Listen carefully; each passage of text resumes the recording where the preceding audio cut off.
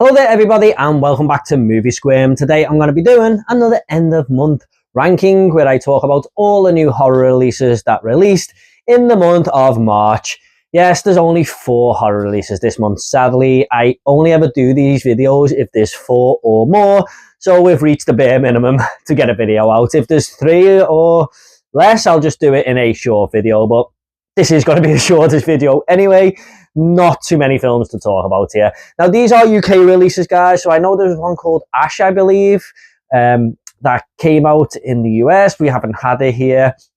And a couple of others that may have just slipped my radar. But the 4 I did watch, I'm just going to talk about them here. I have only reviewed one of them on the channel, and that will be Popeye the Slayer Man, which I'll talk about shortly. So if you want to check out my 2025 horror movie reviews, they'll be in the link down below, along with some other end of month rankings as well there. So let's just get into it now with 4th place. And I've got to be honest, guys, I didn't love virtually any of these movies. They're not no standouts here, but I've tried to put them in order as best as possible. So let's get on with it. In 4th place, we do have Control Freak, which came to Disney Plus out of nowhere. I hadn't heard anything about this movie. I just seen the poster and went, yeah, I'm going to be watching that. Some like spider coming out of someone's eye there. And I thought, is this actually going to be like a spider horror movie? Because we got a couple of them last year, but it's not exactly that at all. This is following Kelly Marie Tran's character, who is this motivational speaker, and she's doing really well in life. But she's got this itch literally on the top of her head, and she can't stop scratching it. And this parasitic demon is sort of trying to get into her head, and she just won't go to doctors or anything like that. And she just scratches it and scratches it and scratches it, and it really can grate on you as the movie goes on. It kind of goes through your skin a little bit there, and you're like, oh, I really don't like the way it just they edit this into the movie where something will happen and you'll just see her scratch her head and then the movie will carry on and stuff. It always just throws that in there to remind you that she is constantly scratching this itch. But like I said, this I can't even say the word, parasitic demon is sort of trying to get into her there and take over her. And whilst that is kind of a clever idea with this all being around metaphors and stuff like that, I just didn't find it all that interesting, to be honest. What it's going for, I don't think they really all pulled it off that much, to be honest. And I just found it to be a very depressing and dull film. Now, I like the idea of Kelly Marie Tran, who is this motivational speaker, trying to tell people how to live their life or better themselves, really, when she can't really control her own life with this itch on her head. And that was all fine, cool little concept, just not executed very well, in my opinion. And the fact that this is another horror movie that uses metaphors to explain its ending and surround itself by all these little clever things, that's not really my type of horror. I mean, I can appreciate it when it's done well, but here, I just don't think they done it. You know, they just didn't pull it off, put it that way. And Kelly Marie Tran's character is not the most likable person in the world, in my opinion. I didn't find it interesting at all, even though all these people think she's great and she's got all these fans and stuff. I just found her to be a dull character. She's well acted, she's a good actress, but her character, not the best person to be around, really. And her boyfriend was kind of lame and dull. But her father was one of the worst characters I've seen all year. I just hated the guy. I couldn't stand him. And every scene that he was in brought the movie down even more. So yeah, unfortunately, this film is one of the worst I've seen all year. I think it's second to bottom on my ranking so far. Didn't live up to that poster, you know, that pulled me in there. And I just found it a drag to get through, put it that way. So that is Control Freak in last place. Coming in 3rd place is the only one that I've reviewed on the channel, and that is Popeye the Slayer Man. This is why I like doing these videos. If I can't review them in time or get my review out, at least I can talk to them in small bite sizes here. But this one I did review. So if you want to see my full thoughts, it'll be down below, like I said. But this was another Popeye movie that we got this year. We've just had Popeye's Revenge, and within the space of a month and a half, we have another one coming, Popeye the Slayer Man. And there is also another one on the horizon, believe it or not, called Shiver Me Timbers. Talk about that when it comes out. But this one quite surprised me, actually, with how good the practical effects were in this movie. Now, it felt like Damien Leone's sort of apprentice there made this movie, because I was actually really impressed with what he could pull off on such a low budget. The kills are where the bread and butter are for this movie, and there's some very creative ones here. A woman's scalp is pulled off, and it looked really effective, I thought. And there were just other ones where Popeye uses this big anchor and slices this person in two. And that's another good thing about the movie, where, you know, I haven't seen Popeye the cartoon or the animation or whatever. Never really watched it. Never been my thing. But I understand that he is a sailor man and he has this anchor that he carries around everywhere, and he smokes a pipe and he's into spinach. And they incorporate that into the movie. I mean, it's all about this spinach that has really mutated Popeye and turned him in. There's a past as well, a backstory which they go for as to why Popeye is this sadistic killing stuff, which I appreciated. They tried to put some story in there. And also, characters can kind of smell his pipe when he's close by and start to get a bit wary and say, look, we've got to get out of here, Popeye's coming. That was all fun. However, that's all it kind of has going for it. The two main characters were fine, you know. I forgot the name, the main female protagonist in this movie. I think this was her first role. I thought she pulled it off really well. I thought she was the best performance in this movie by a mile. But most of the other characters just do nothing for you. And that's the problem with slasher movies, I suppose, isn't it? They're just cannon fodder, and that's what these are. You don't care about anyone. You just want Popeye to basically squeeze their eyeballs out of their head, or, like I said, cut them in half with an anchor and stuff. They're just there to be killed. So you just don't care. But what can you expect out of these low-budget movies? Another public domain horror film. But the big problem with this movie, what I had, is it all takes place inside this spinach factory.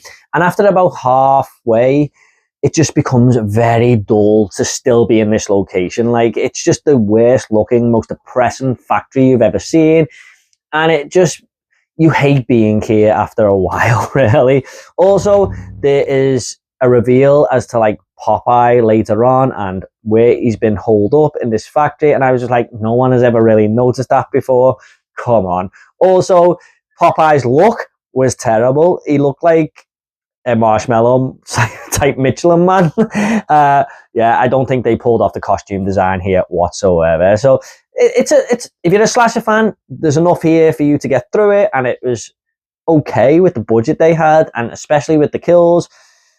But Popeye's Revenge is probably the better one if you're going to go through either of them. I didn't hate the movie, but it's not a very good film, to be honest. But I give them props for putting heart into it, let's be honest. Not like Mickey's Mousetrap, which was just there to make a quick buck. Now, I know they've probably done it with this, but I feel like there was some effort there, put it that way.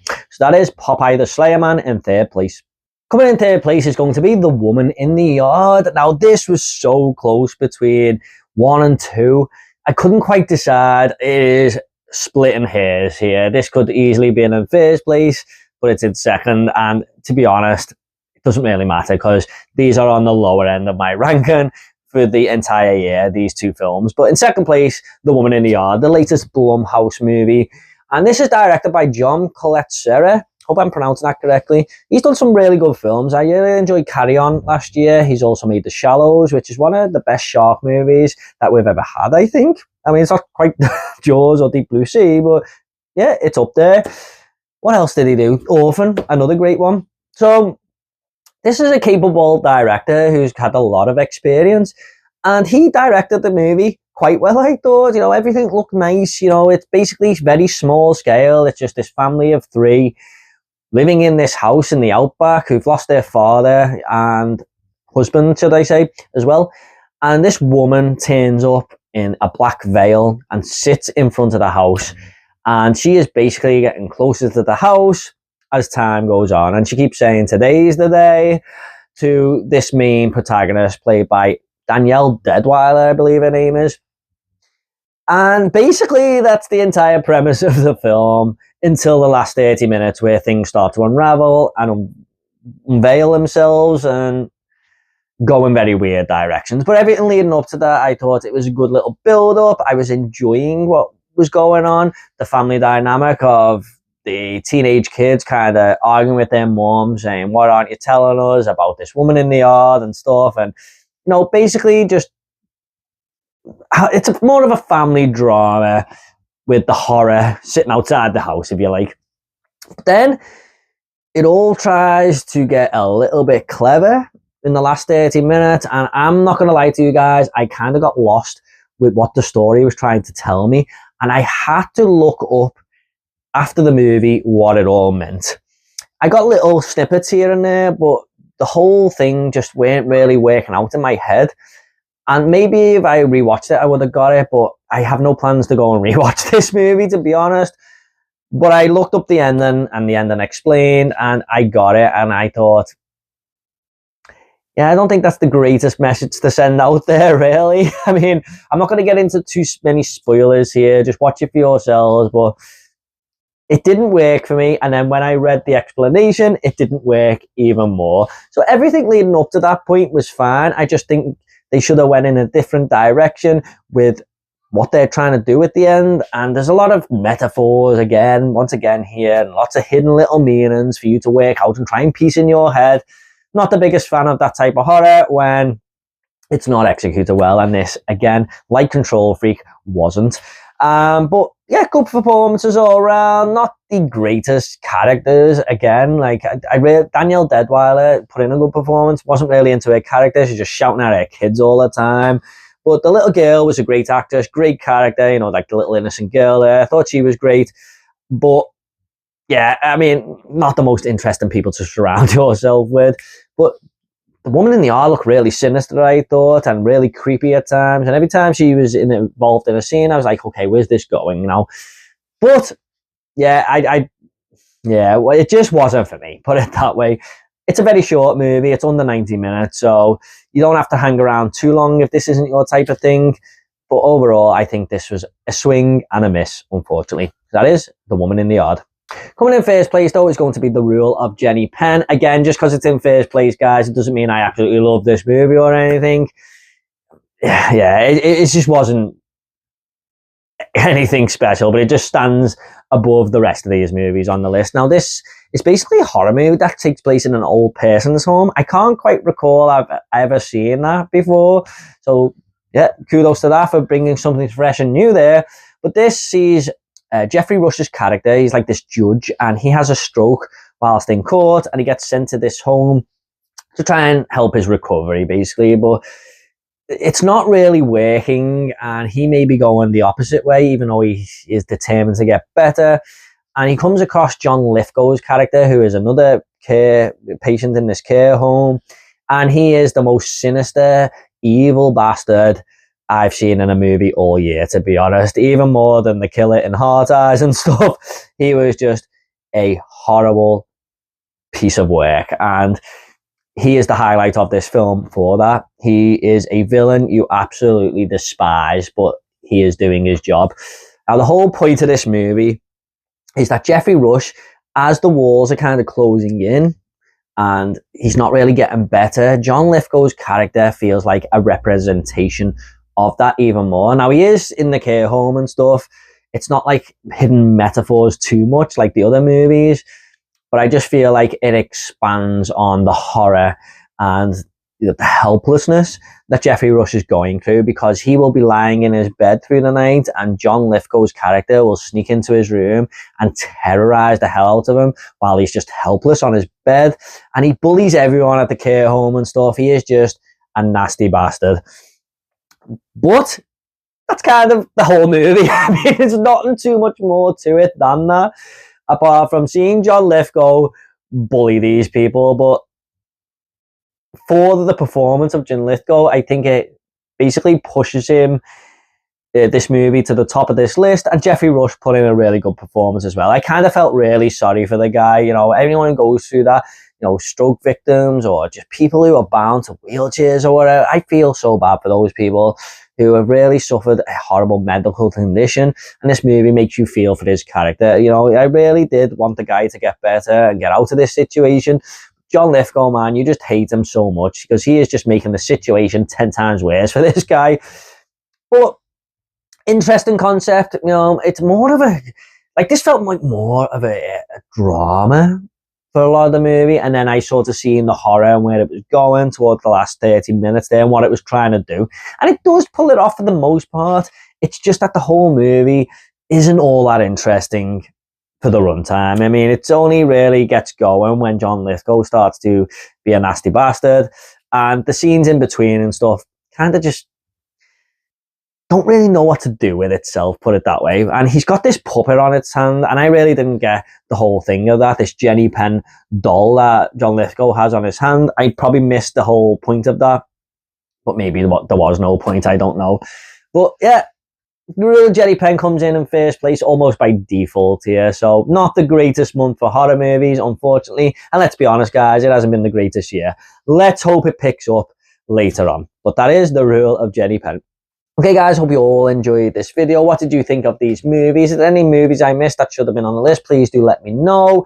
And I think April will be a little bit more packed. I mean, we've got Peter Pan's Neverland Nightmare coming to VOD and Blu-ray, so I'll definitely be reviewing that. I know it's been out in America in January and stuff, and a limited release, but I'm going to count it as an April release. We've got Until Dawn coming, Sinners. You know, there's a Stephen Cognetti film who made the Hell House movies coming on Friday, which I'm going to be checking out. Really excited for that one. On Shudder, 937 Something Lane.